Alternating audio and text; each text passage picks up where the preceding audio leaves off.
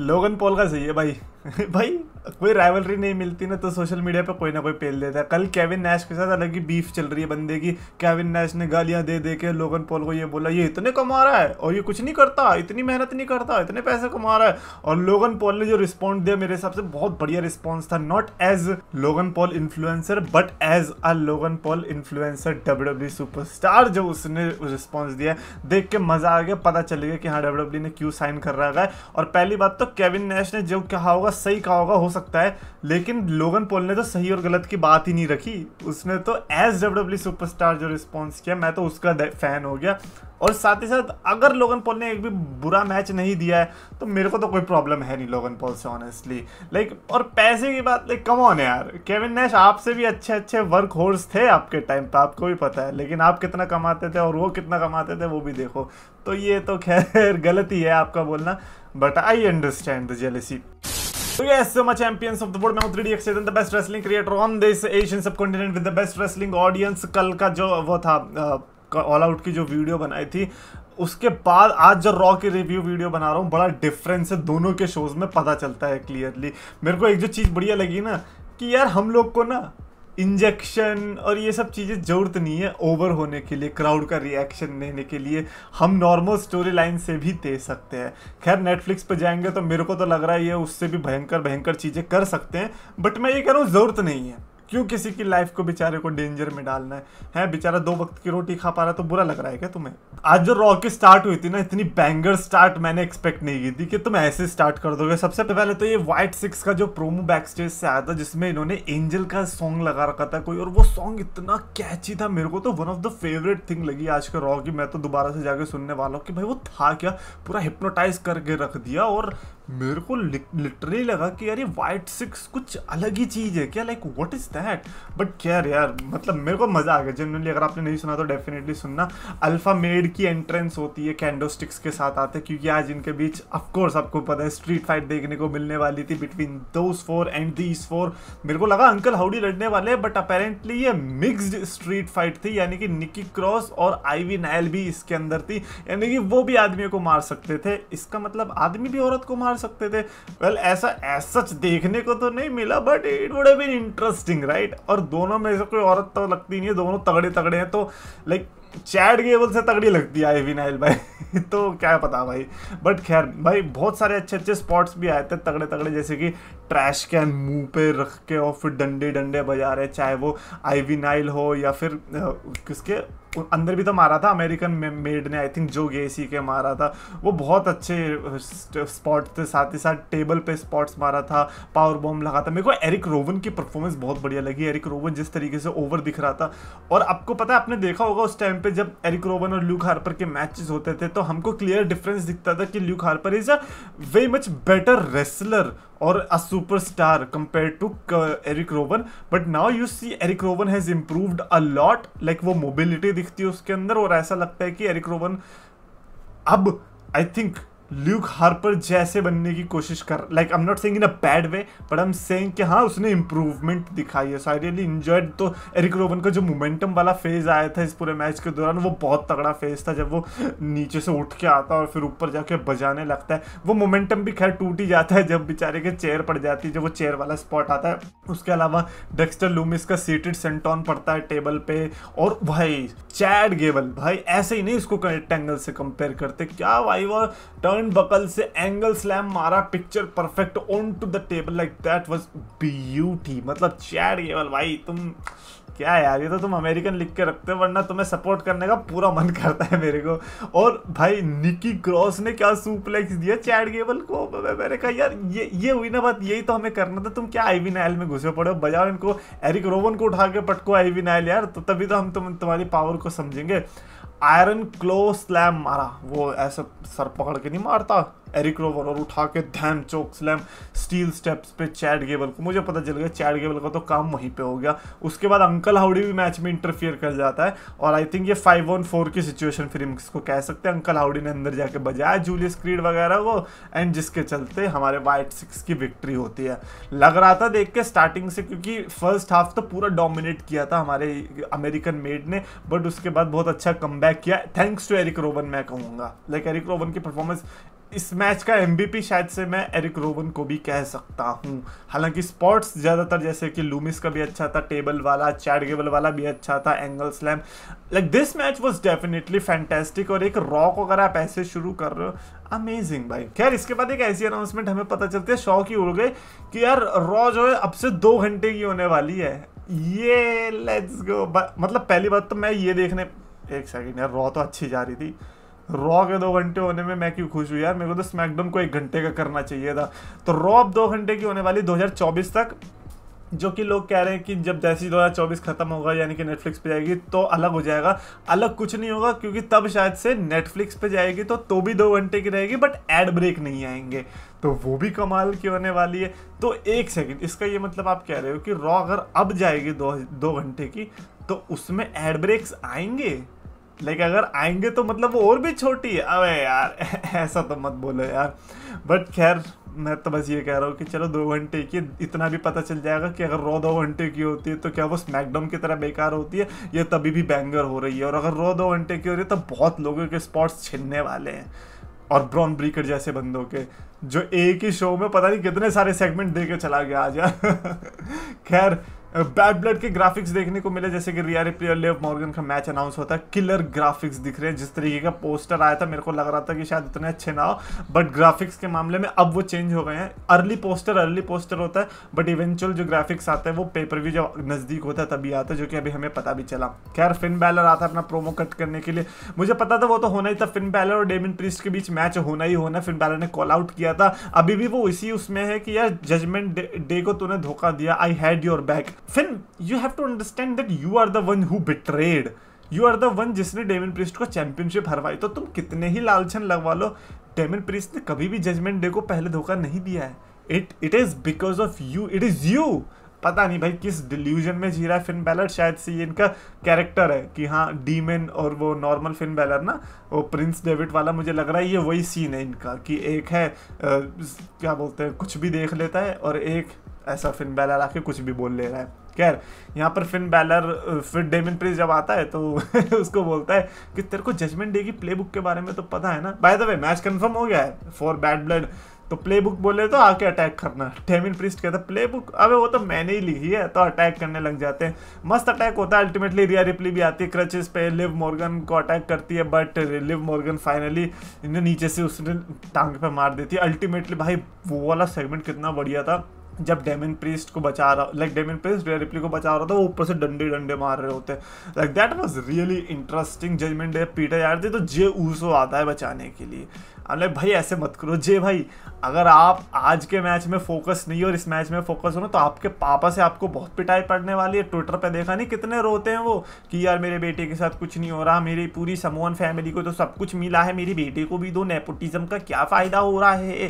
तो Jey Uso को भाई तुम सोचो, तुम फोकस रहो यार, ये सब चीज़ों के चक्कर मत पड़ो। जजमेंट डे अपना देख लेगी। इनको ये बहुत शौक था ना टेरर ट्विंस बनने का, अकेले हराएंगे हम जजमेंट डे को, तो हराओ फिर, तुम्हारी जरूरत क्यों पड़ रही है। बस देखा नहीं कि रिया रिप्ली सिंगल हो गई कि आ गए पीछे लपकने। खैर उसके अलावा हमें Alba Fyre and Isla Dawn versus Jade Cargill and Bianca Belair के बीच भी मैच देखने को मिला। रबर मैच था, यानी कि 1-1 की सिचुएशन हो रखी है, जो भी जीतेगा वो 2-1 हो जाएगा, और जेड एंड बियांका ने मैच जीता। आई एम गोइंग टू से कि like that match was definitely nothing special, कुछ नहीं था उस मैच के अंदर, ऐसा था कि आप स्किप कर सकते हो बहुत आराम से। And commentators are hyping as if कि इनको कौन हरा सकता है, अब कौन लेगा इनकी चैंपियनशिप, किसी को फर्क नहीं पड़ता, फेंक दो कूड़ेदान मैच। आज इस चैंपियनशिप को कूड़ेदान में फेंक दो। मुझे बता दो एक ऐसा बंदा जो कि रोएगा इस चैंपियनशिप के लिए, जिसको फिक्र होगी, लोग कहेंगे कि हाँ इसकी जगह यहीं तो थी। अबे किसी को फर्क नहीं पड़ता वुमेन्स की टैग टीम डिवीजन के लिए, कितने ही रोते रहो तुम लोग, कितने इक्वलिटी कर दो। इफ यू थिंक कि हाँ वुमेन्स की tag team championship right now matters, then you are in a big delusion. जैसे वो है ना फिन बैलर, वैसे ही अभी फिर डिल्यूजन में, वो बहुत तगड़े वाले।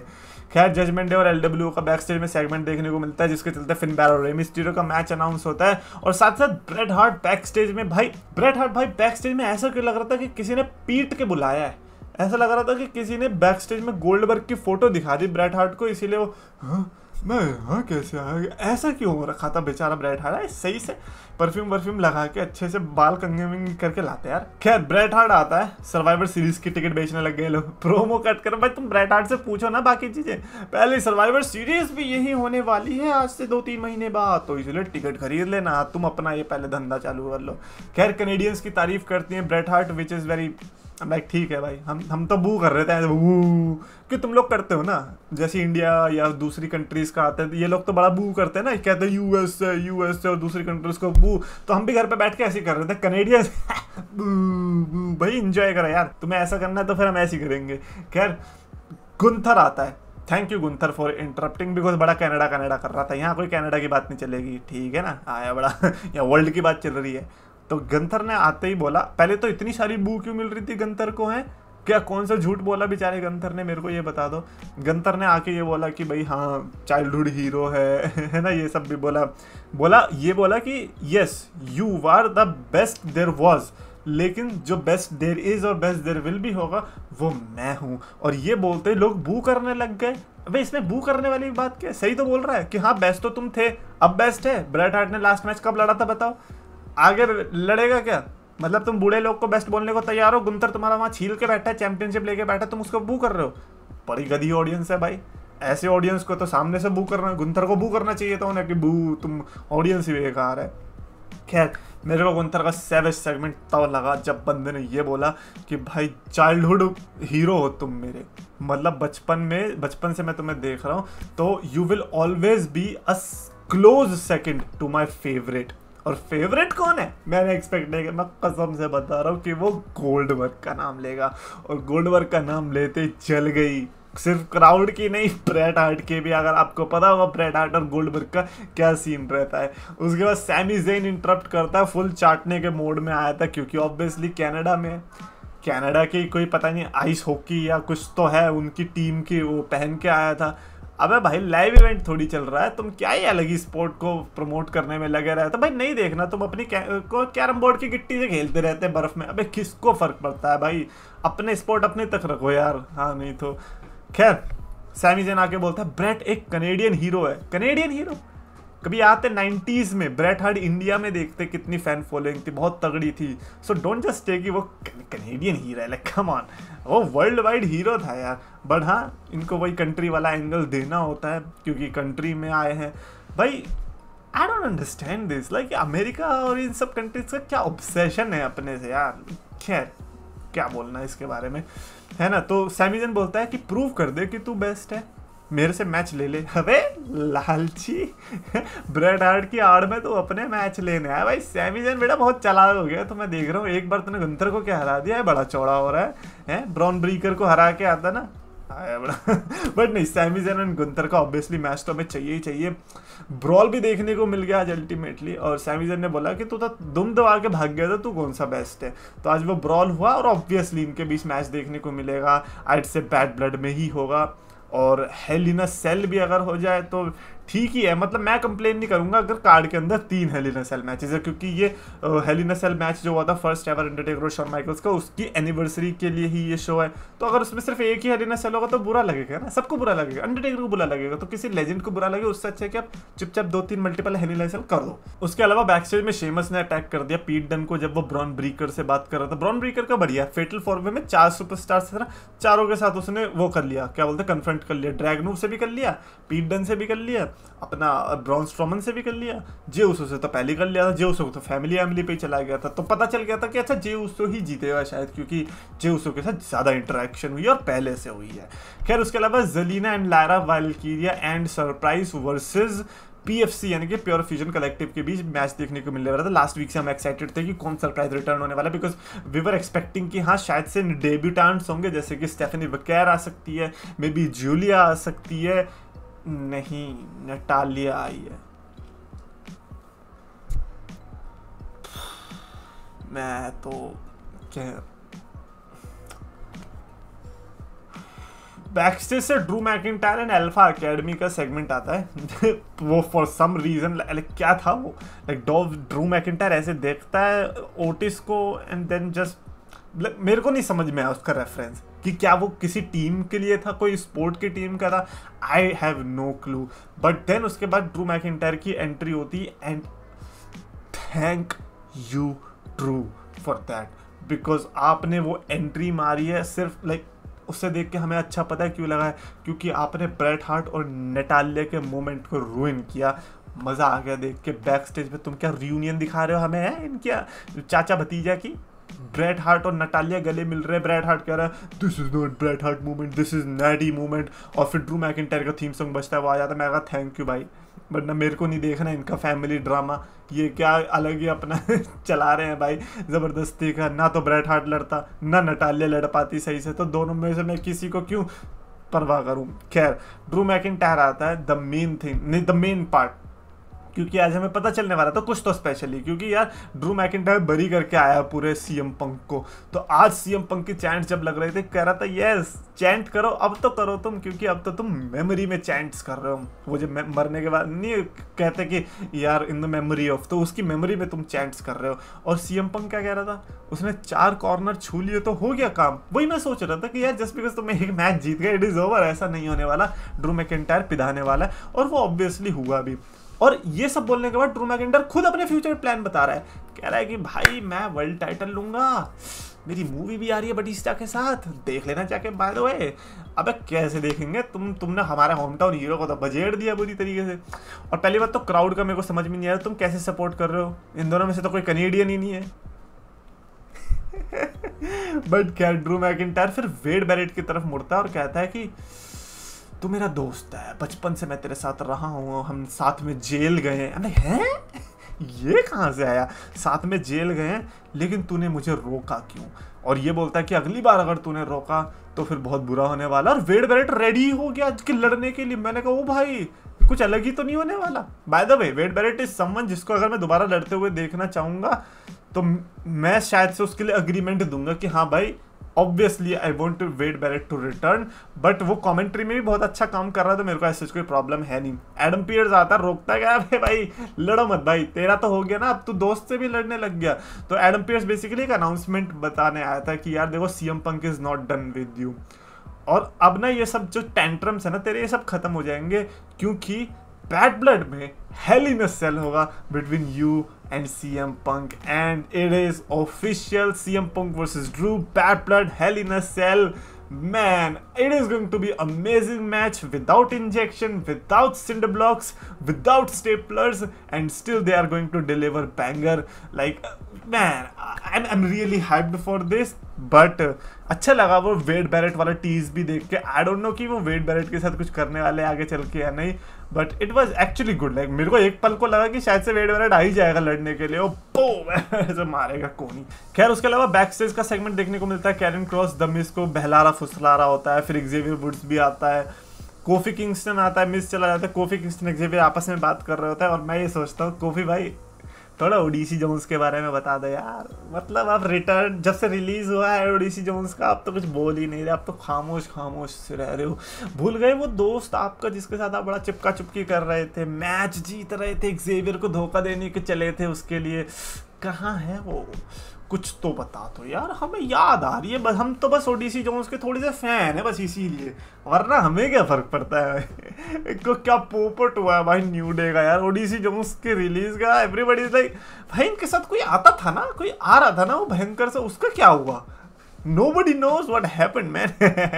खैर Rey Mysterio versus Finn Balor का मैच आता है, obviously like interesting match, but इस इंटरेस्टिंग मैच को खतरनाक बना दिया फिन बैलर ने, सबमिशन से छोड़ा ही नहीं, और मैच ऑब्वियसली डिस्क्वालिफिकेशन में खत्म हुआ, और उसके बाद भी अटैक करता रहा फिन बैलर तगड़ा वाला।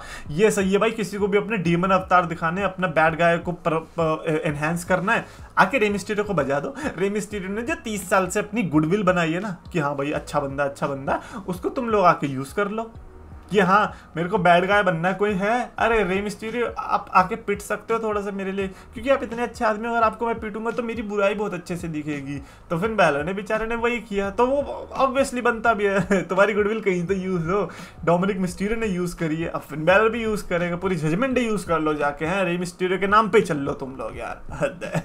बट खैर उसके अलावा सीएम पंक अगले हफ्ते रिटर्न करने वाला, ये भी हमें पता चला। एंड हाँ, फिर आता है Jey Uso versus Ilja Dragunov versus Braun Strowman versus Butch का मैच। पीट डन, मैं तेरे को बुच तब तक नहीं बोलने वाला जब तक तू मेरे को दिखा नहीं देता तू शेमस को हरा सकता है, नहीं बोलूंगा, जाओ। खैर ब्रॉन स्ट्रोमन भाई, ब्रॉन स्ट्रोमन की तरफ मैं लाइक शायद ज़्यादा झुकाव था मेरा कि यार ब्रॉन स्ट्रोमन जीतना चाहिए, the way he was performing उससे भी लग रहा था। प्लस एरिक रोवन जिस तरीके से परफॉर्म कर रहा है मेरे को लग रहा है कि फिर ब्रॉन स्ट्रोमन को भी करना चाहिए। अगर एरिक रोवन जीत रहा है तो फिर ब्रॉन स्ट्रोमन को भी जीतना चाहिए। लाइक ब्रॉन स्ट्रोमन ऐसे क्लियर कर रहा था रिंग को कि जैसे भाई उसका मन ही नहीं है कि सबके साथ एक साथ लड़ूं। ब्रॉन्सन रीड जब आता है ना, ओ भाई that was shocking moment. Nobody was expecting कि ब्रॉन्सन रीड आ सकता है। आते ही जिस तरीके से स्प्लैश मारता है बेचारे ब्रॉन स्ट्रोमन पे, खत्म ब्रॉन स्ट्रोमन का वहीं पे गेम खत्म। फक दैट सेंसरशिप जो कि ये लोग लगाते हैं ना, अचानक से साइलेंट हो जाता है क्योंकि क्राउड गाली दे रही होती। भाई क्राउड दे रही है ना, एडवर्टाइजर्स को बोल दो क्राउड थोड़ी हमारे कंट्रोल में, क्या पागलपंती है। This is the reason I am really waiting कि कब ये लोग नेटफ्लिक्स पे जाएंगे और तब कुछ भी हो सकता है। भाई ये फालतू का भाई साइलेंट कर दिया यार जबरदस्ती, just because they were saying holy shit, just because they were saying holy shit. Like you are censoring कि यार इनको चीज पसंद आ रही है ना। अबे जब क्राउड साइलेंट होती है ना तब साइलेंट कर दिया करो, तब कुछ गाने वाने बजा दिया करो, ये इन्हें पसंद नहीं आया। पता नहीं भाई अजीब सी हो रही है डब्ल्यूडब्ल्यू। खैर कमेंटेटर का भी मेरे को पसंद आने लग गया वाला कि मेरे को लगता है कि कभी कभी बहुत स्लो बोलता है, बट कोई कोई मोमेंट्स ऐसे होते हैं जहां पर जरूरत होते हैं ना वहीं पे एग्रेशन दिखाता है। Like you see with commentators कि वो यूजुअली हर एक मूव पे ही उछल जाते हैं, लेकिन ये बंदा लाइक लिटरली बिल्ड करता है और एक अच्छे मोमेंट पे ही एक्सप्लोड होता है। So I am really enjoying this commentator. उसके अलावा जे उसो एंड इलिया ड्रैगनोव फिर लड़ते हैं क्योंकि ब्रॉन का तो खात्मा हो चुका है। एंड देन पीट डन भी बुच भी बीच में आता है। और जब बुच ने वो जे उसो लाइक जब बुच ने जे उसो को फेंका ना, जब जे उसो जीतने वाला था, मेरे को लगा भाई बुच जीत गया, शेमस तो छोड़ो ये सीधा आईसी टाइटल जीत के आएगा। लेकिन नहीं भाई क्योंकि ऑब्वियसली मेरा ये सोचना सेंस भी बनाता बिकॉज ट्रिपल एच इंचार्ज है और बुच ट्रिपल एच, ये आपको पता ही है पूरा एनएक्सटी का कनेक्शन। तो ये अल्टीमेटली जे उसो ने मैच जीता और इस समय पर जो सबसे ज्यादा खुश है वो ऑब्वियसली जे उसो नहीं, उनके पापा रिकीशी हैं। जे उसो एंड ब्रॉन ब्रीकर आपस में लड़ने वाले आईसी चैंपियनशिप के लिए जे उसो की पहली सिंगल्स चैंपियनशिप हो सकती है and everybody is excited. I am also excited. मतलब मैं भले ही ब्रॉन स्ट्रोमन को चाह रहा था, बट जे उसो जीता है एंड जे वर्सेस ब्रॉन होगा, इससे मेरे को कोई भी प्रॉब्लम नहीं है। इनफैक्ट अगर जे ब्रॉन ब्रीकर को भी हरा देगा तो भी मेरे को कोई प्रॉब्लम नहीं है। Jey versus Bron Breakker is going to be a banger, but मेरे को इतना भी लगता है कि पहला मैच तो शायद से जे उसो हार जाएगा और जब वो हारेगा तब क्या रिएक्शन होगा रिकीशी का, मैं तो उसके लिए एक्साइटेड हूँ। लोगों की हाइप ही अलग होती है ना, लोग कहते हैं कि भाई क्या होगा रिकीशी अगर ब्रॉन ब्रीकर अगर जीत गया, तो मैं सोचता हूँ कि क्या होगा अगर ब्रॉन ब्रीकर जीत गया और रिकीशी का रिएक्शन भाई अलग ही। खैर आज की रॉ मैं कहूँगा कि interesting, very interesting. Like apart from that Zelina Vega वाला मैच मेरे को पूरी रॉ बढ़िया लगी। ऑब्वियसली 4.25 आउट ऑफ 5 की स्टार रेटिंग। और गुंथर के बिल गोल्डबर्ग के लिए आधा स्टार एक्स्ट्रा भाई, आधा स्टार एक्स्ट्रा 4.75 ले लो भाई गुंथर भाई मजे दिला दिए यार, कनाडा में जाके गोल्डबर्ग बोल दिया सोन अल्लाह। खैर कमेंट्स में अपने थॉट्स लिख के बताना और आपको वीडियो पसंद आए तो प्लीज लाइक और शेयर और चैनल सब्सक्राइब करो।